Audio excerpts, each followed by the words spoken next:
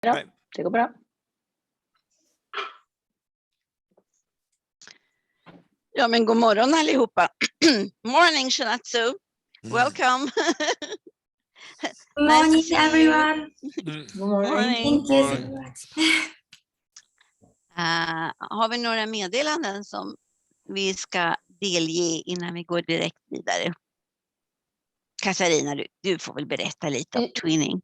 Ja, men jag har ju skickat ut ett meddelande så jag hoppas att alla har sett det. Och jag har redan fått ett napp via det på någon som kan tänka sig ta emot en eller ett par oceaner, och sen i vår kommitté finns det också flera. Så det tror jag ordnar sig. Och ja, vi har ju ett möte den 7 mars med walkingarna själva. Så att det kommer säkert att bli bra. Men den som har några som helst idéer om någonting är bara att kontakta mig eller någon annan i kommittén. Perfekt. Någon annan som har någonting? Jag kan säga någonting. Som ni vet så kommer det en ny grupp PI-studenter i höst. Det är bara februari än så länge, men eftersom det är något som man bör tänka igenom om man vill göra, så vill jag ha ett litet upprop redan idag att vi ser fram emot att det är någon i Linné som vill vara med och vara värdfamilj. Och då kontaktar ni mig eller Lotta. Det var tvärtyst. De är helt förstummade. Ja, det är bra. Jag har någon på kroken. Jag talar inte om vem. Det är bra det. Ja. Jättebra. Men vet någon om att den är på kroken eller? Ja, någon som skulle invänta nästa år. Jag vet inte om de känner sig träffad. Förra året alltså. Ja. Kanske behöver påminna denne. Just det. Det är därför jag gör det nu. Hur bra. Väldigt diskret om ni uppfattar det. Yeah. Well, anyhow, we changed languages. I suppose it's better for you, Fran, isn't it? In English. Perhaps you've learned Swedish very well through these 2 years. Well, no, not yet. Well, you're welcome to the morning with Dr. Linné, and please, the show is yours. Okay, thank you very much. I'm going to share my screen. I think I can do it. 1 second,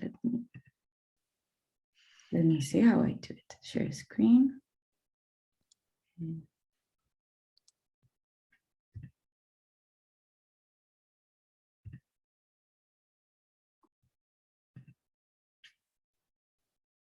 I think here. Are you seeing a presentation?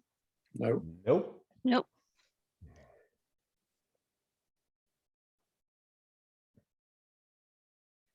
Okay. If you press the button share screen.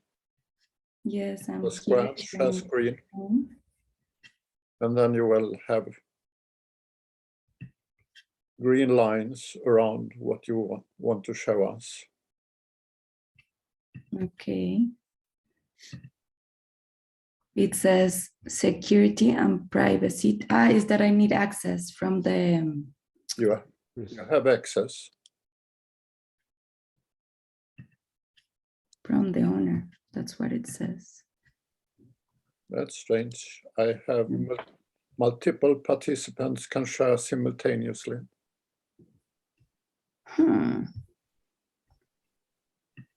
Okay. So maybe I can share the presentation to someone. No. No, I was just testing if I could share the screen. Yeah. So and that works. So it should work for you, Francesca. So maybe I have a new computer. Maybe it's that. Send the presentation. Can I send it to you, Helena? Yeah. Or to whom can I send it? Maybe. I'm taking the notes anyhow, so I put my email in the chat. Oh, thank you. Send it to Anders. Perfect. I didn't receive your email. Okay, it's there. So I will tell you when to pass and then we can do it. Yep. Thank you.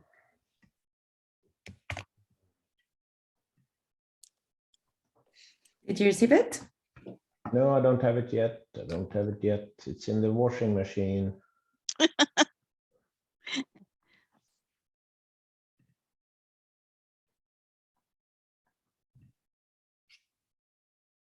No.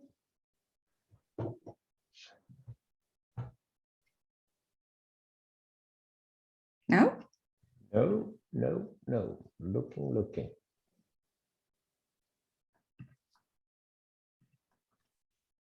Strange. I also sent that to you, Elena.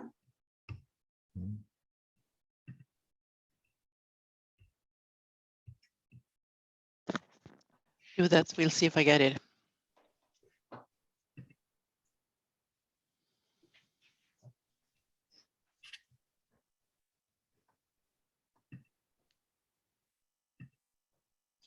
Now I have a presentation. Yes? Uh,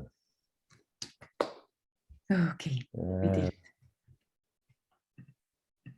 Gmail. This is something happening here. Good.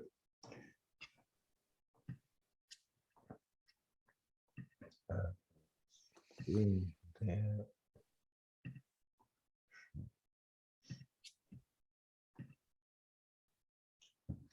Oh, nice. So you have to put, I think, where it says bildspel. Bildspel. Yes.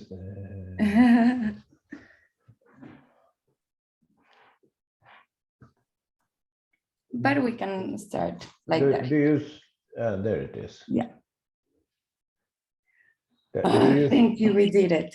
Okay. Okay. Sorry. So okay. you want to start? Yeah, there. So, as you know, I'm a Rotary Peace Fellow, and I'm ending my master program in Peace and Conflict Studies at Uppsala University. This is my cohort, and I put an arrow on top of my head, so it would be obvious who am I. My name is Maria Francisca, and people call me Fran. Now, if you can, the next slide.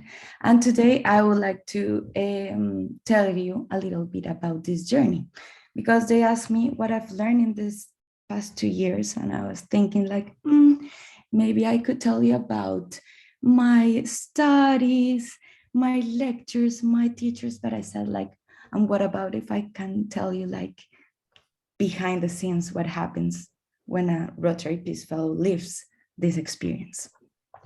So I'm sharing here a picture of, this is my husband and I, before, please. Can you go before? No, sorry. Yeah. Okay. When we were moving from Mexico City, I'm from Colombia, but we used to live in Mexico.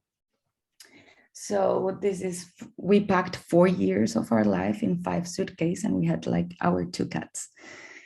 And I thought this was when our journey began. But really then, like preparing this presentation, I saw that actually it was when I was applying to be a Rotary Peace Fellow. So I here says like, the title says, my journey, a roller coaster ride full of learning. So we start with the application, please. Next slide. So I say determination, perseverance, and resilience. And why is that? Because in 2018, I was looking for my master program, and I was looking all over the internet, and suddenly I saw the Rotary Peace Fellow, and I said like, oh my God, this fellowship is like written for me. Like I have all the requirements. This is what I want to do in life. I thought like I arrived to the place where I have to be. And I applied. And I was so sure that this was for me. And suddenly you can see the second email in 2018.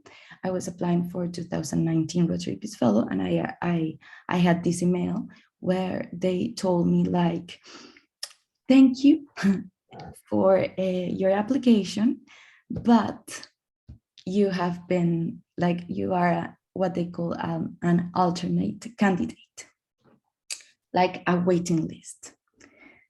I remember perfectly that day when that email arrived. I couldn't believe it. I was so devastated, like, oh my God, what I'm gonna do now? Like, I have pictured my life in this fellowship. And I cried a little. And then I said like, you know what? I'm gonna try again. I don't care. So I wrote an email. I declined for my alternate fellowship, because they tell you like, just wait and maybe someone like won't take the scholarship and then you'll have it. And I said like, no. I cannot put like my dream in hands of other, no? So I started all over again, and it's a long process. But little I knew that in only 1 year, I will pass. Like my first picture that I put there in 2008, I was presenting this book in the Congress in Mexico, a consultancy I had made, talking about like victims of disappearance and their way of creating a law. So I thought I was so prepared. But then if you see the pictures of 2019, I was in a completely other part of my life. That is me in a university giving a class about conflicts.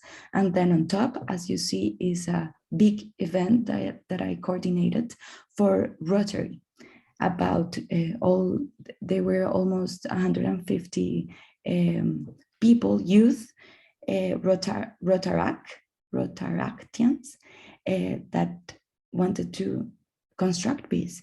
So I had made like a huge step, and now, like in that moment, I said like, now I understand why life made me like wait a little, like I need a little bit more of preparation to start this journey. So what I say about this is like, if you have determination, you have to continue, you have to have resilience and trust in the process. So next slide, please.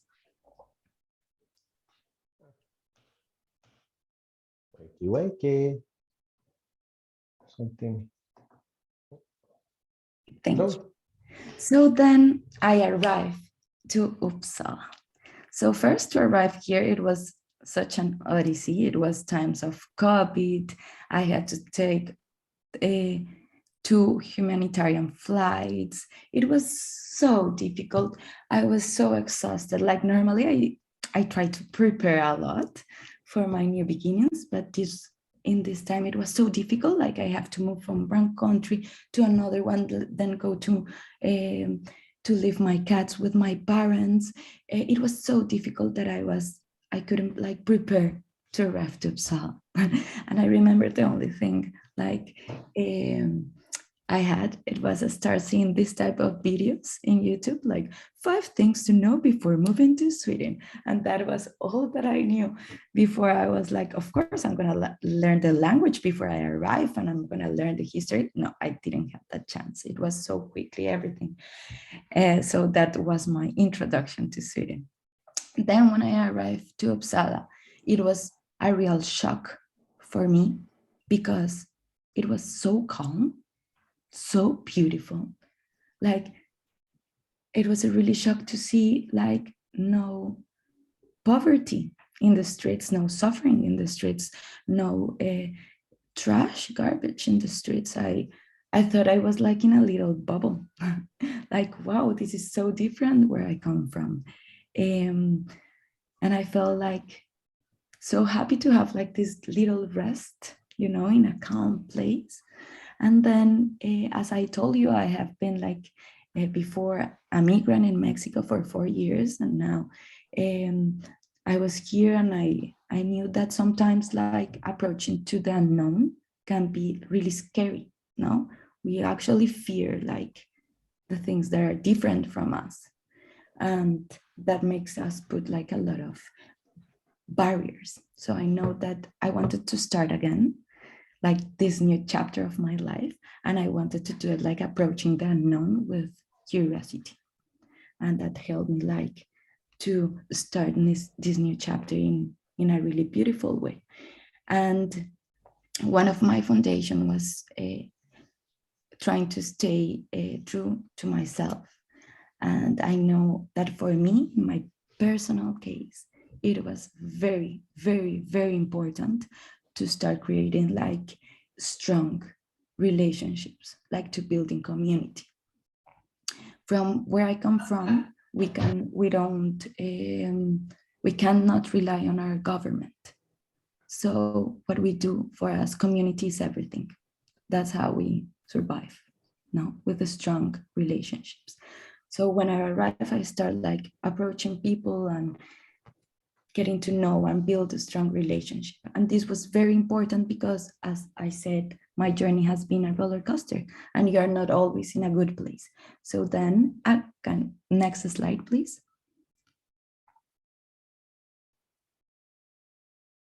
And then, of course, the winter arrived, and the darkness and the isolation and the loneliness.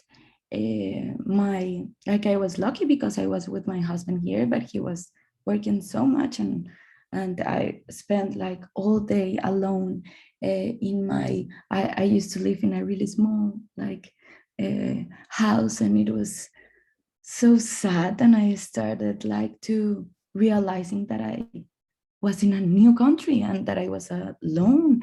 And then I started seeing what was the things that were happening back home and the projects I used to manage.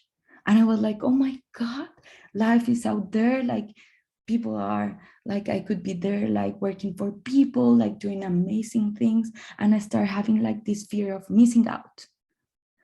And then on top of that, the classes start like to become more complex, and I started having like a lot of fear of failure, because I don't know if other Rotary Peace Fellows have spoken to you, but being a Rotary Peace Fellow is also a burden sometimes, because you feel you have to prove your worth, that you have to be the one that knows it all, that you cannot do stupid questions, that how come that you won a scholarship, how come you are going not to know?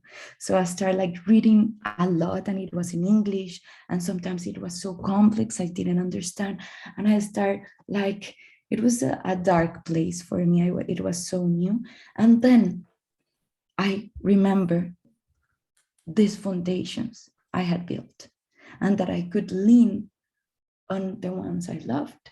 And thank God I have like my friends. I have my Rotarian host family, and we have had the chance of creating trust and relationships of respect. So next slide, please. So this happened. Then I had like with Lotta and Anders barbecue outside in minus 70 degrees, and it was super fun. I tasted svensk punch. We had like this amazing sunsets. Then I was in the snow for the first time in my life. I made my first snowman, and I couldn't believe it. And I went having like nice adventures with my friends. I even went to the Baltic Sea in winter and swim in the sea in the cold waters. My family came. So after all, I had like my community, and I could like embrace the darkness because it's necessary, but overcome it like through, like sometimes you cannot do it alone, but you have like this support everywhere. So next slide, please. No, that's the last one. If you can go back.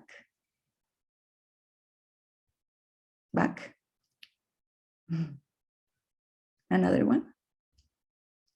There. No, the other one.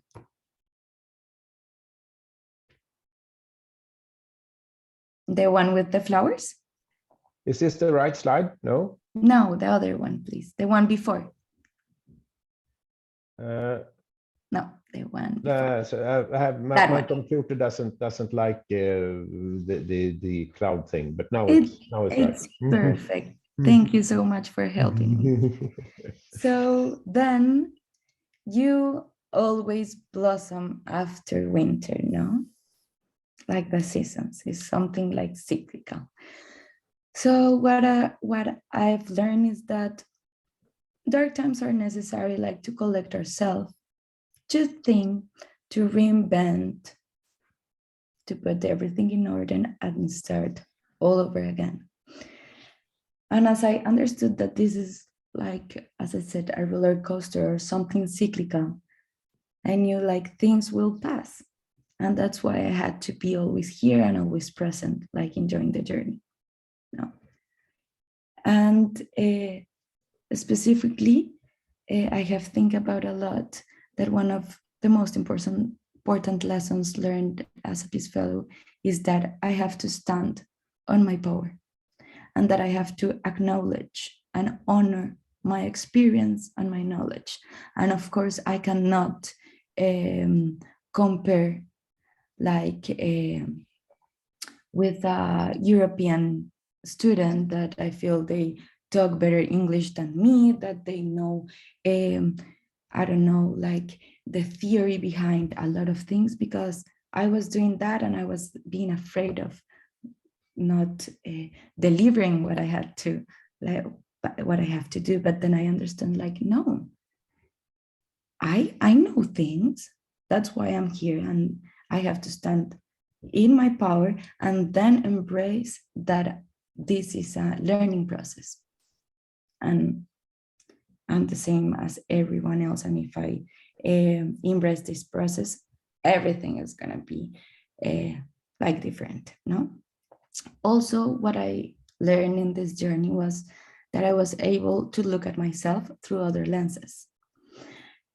And this is because when you are like in the field and in the field with conflict, no, you're very passionate. Like it's a matter of survival. Like you want to be there in order to guarantee the lives of people. And you cannot think of anything else. But then from this perspective, when you're studying, you have like a broader vision to say like, so this is happening because of this, no? So for example, it happens to me in my class. I was taking a class of nonviolent conflict in May of last year. And at the same time, like a huge civil resistance started in Colombia. It was huge, protest all over Colombia. And I was studying that at the same time. And I started like looking it from those lenses, like understanding the theory, understanding what could it happen. But of course, sometimes the theory is too short, is too superficial to understand completely. So it was very beautiful. And I think that's like the value of a Rotary Peace Fellow that has been for many years working in the field, that I think we are like a bridge between the academic knowledge, the theory, and what is happening in the field, no? So of course I was not an expert. I was in this academic knowledge I was learning. And now I was not in the field working, but I could make that bridge and explain to the other students what is happening and really what happens when it's a matter of life decisions. Now, when you have the police, they're torturing you and you need to survive, but at the same time you have to, I don't know, they're so complex, and it was very hard and very beautiful, like to acknowledge that in this journey that I've been living like a Rotary Peace Fellow. Next slide, please.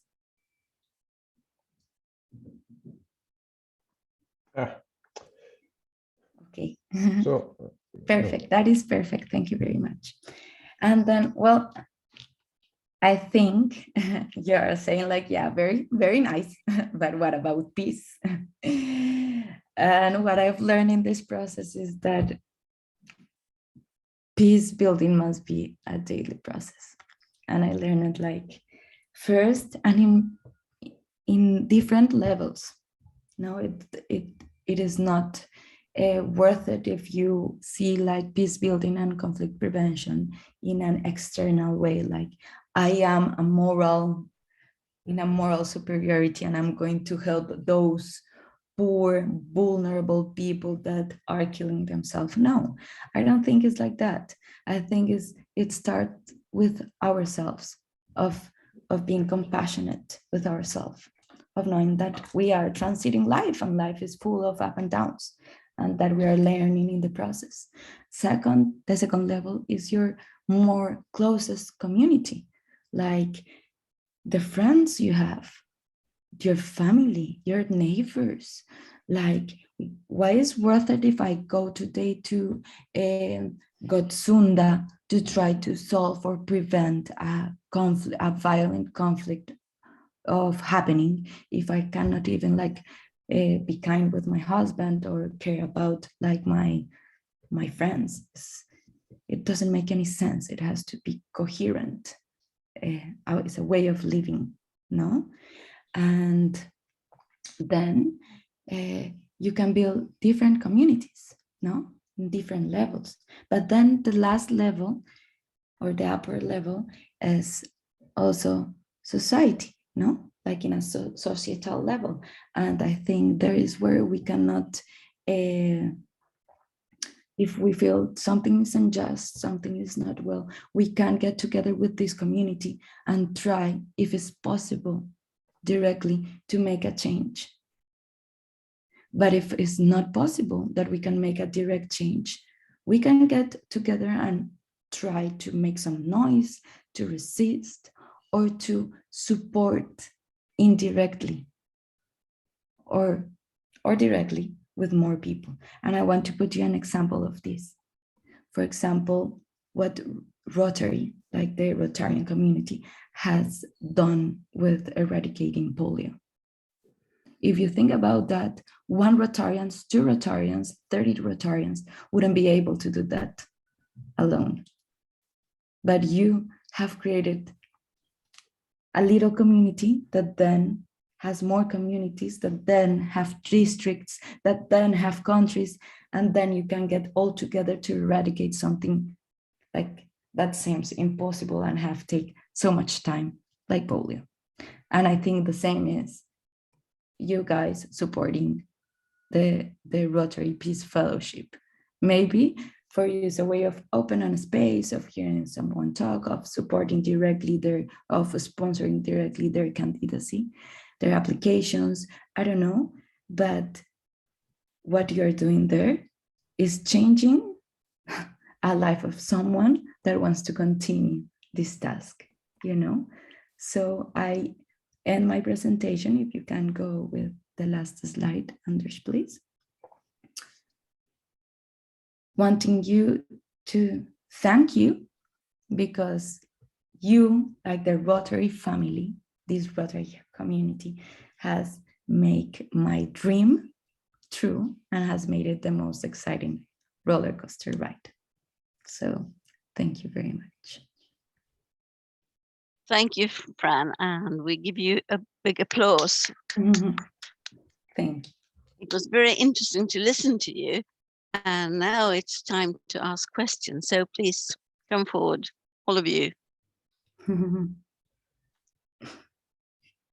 Not difficult ones, please. Why not? Too early, too early. Kaisa. Yeah, thank you very much. We are a host family for Mariana. So I have followed your period, which has been so special.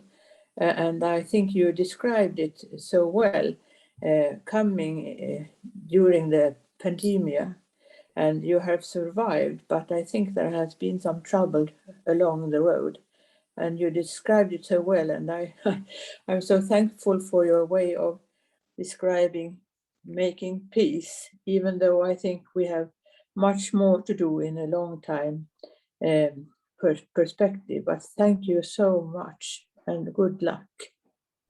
Katerina, please. Thank you. Yes, I don't have any question, but I also want to express my thanks for your speech, and your very, very personal speech. And that shows that you have an inner strength to show yourself also your strengths and weaknesses. I think you are a role model for many of us. Thank you very much, and I wish you all the best from the whole of my heart. Thank you very much. We all do. More questions, please. Peter? Thank you very, very much for this interesting speech. And I have a very, very simple question. What will be the next step for you and your husband? Okay, that's the $1 million question. Yeah. Well, I don't know, really, like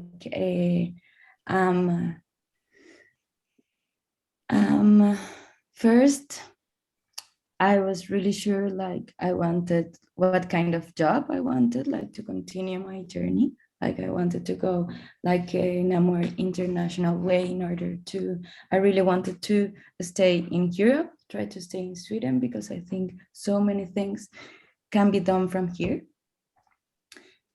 And that was before all the journey. Like I was like, this is the opportunity, I can do it, I cannot miss this chance. And now what I think is next is trying to put like this peace building theory or mantra first. And now I'm trying to look for a second step, like the next step. It doesn't matter where it is. It doesn't matter if it's in Sweden, in Europe, or back in Latin America. But I want to make sure that, for example, I have some guidelines for my new job. I want to be able to know that the team where I'm going to arrive is full of persons that want to work together rather than be a competence. Like we can push together to change things. I want to also a work that allows me to have the time not only to live for working, but I also I'm willing to, I would like to start a family. So that's really important for me to have like the time also to cultivate that part of me. And I'm open. I would like to continue to work in more local stuff, even though sometimes from the big view you have like more recognitions, like more power, more resources. Sometimes we need more people also in the day-to-day local stuff. So, but I'm open, like I told you, like you've seen in this journey, you have to go, like you have to be open to the opportunities and go with the flow. So I'm open to what is coming. I know something really good is coming because I feel it, but those are my guidelines: to have a good team where relationships are important and where together we can push for a change. There's no time to be alone in this time, you know? So thank you very, very much for that very nice answer on that $1 million question. More questions? Oh, thank you very much for an interesting speech. Yes? I would like to know if there are more host families here. They are host families. Rika, of course. Rika, you too? Yes. Nice. Well, we're a host family in a way, aren't we, Chanatzo? Very good. Well, I would like to talk about for my other fellows as well, but for us, it's like a life-changing experience to have like a host family, because it's like another way, like very intimate, to get to know the culture. And it's so different, you know, sometimes, but to have like that person, that local person that is there, like to give her, to show you like everything, but with love, like with the ceremony, I think is very nice. So we really want to thank this program that has that opportunity, that give us this opportunity to have host parents. It's very nice to have a family here. Thank you very much, Fran. And once more, thank you for giving a speech to us. It was very interesting. And you know, as you've spent your time in the morning talking to us, you will be given a certificate that you've helped Rotary to vaccinate 20 children. And that is against polio. As you know, polio is a very important issue for Rotary, and we're trying to get rid of that illness as soon as possible. And I think that Rotary is doing a very good job in that field. Yeah. And Bill and Melinda Gates, they are doubling it up. So we're really, for having you here and you giving the speech to us, we are vaccinating 60 children. So thank you very much for that. And thank you very much for coming to us. And I hope I'm very sure that the future is very bright in your eyes. And I think you're going to succeed as you have a very personal and a very interesting approach to peace and peace work. It is important in many ways. So thank you for coming. Thank you very much for this space. Och till er andra så behöver jag en liten paus, ska jag titta vem som vinner vinlotteriet. Så ni kan väl, Helena, vad har vi nästa gång? Nästa gång så kommer Patrik Kirillaj och berättar om hur han som projektledare jobbar för att få vår kommun att ansöka som kulturhuvudstad till år 2029. Jättespännande om vi lyckas med det. Då är ni. Oj. Ja, men vinnare av vinlotteriet, Eva Nordin. Grattis Eva. Tack ska ni ha. Och har vi något mer att säga innan vi skiljs åt? Nej, jag tror inte någon vinkar. Vi fortsätter så här med Zoom-möten och enligt styrelsens beslut så ska vi köra Zoom-möten även hela mars månad ut. Vi får se om vi står fast vid det. Vi håller på att titta lite grann på om det finns några alternativa frukostmöten, inte bara borgen utan kanske att vi ska överväga och titta på nya alternativ. Så att har ni förslag så kom gärna tillbaka till mig om det, så ses vi nästa vecka igen. Ha en trevlig vecka. Tack ska ni ha. Hej då.